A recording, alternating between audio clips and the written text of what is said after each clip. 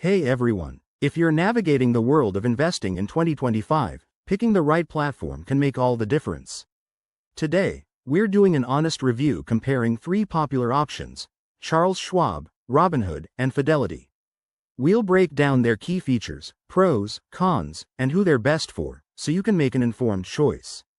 First, let's talk about Charles Schwab. It's a go-to for serious investors, offering no trading commissions on stocks and ETFs, plus a huge range of investment options like mutual funds, bonds, and international stocks.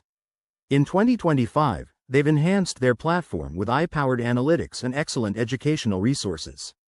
Customer service is stellar, with 24/7 support. However, the interface can feel a bit clunky and less modern compared to flashier apps, which might frustrate tech enthusiasts. Next up, Robinhood. This one's a hit for beginners thanks to its super simple, mobile-first design and commission-free trading.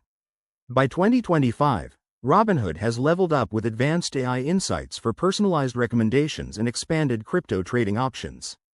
It's incredibly accessible, but it falls short on in-depth research tools and has had issues with occasional outages or limited customer support during peak times. Then there's Fidelity, a powerhouse for long-term investors.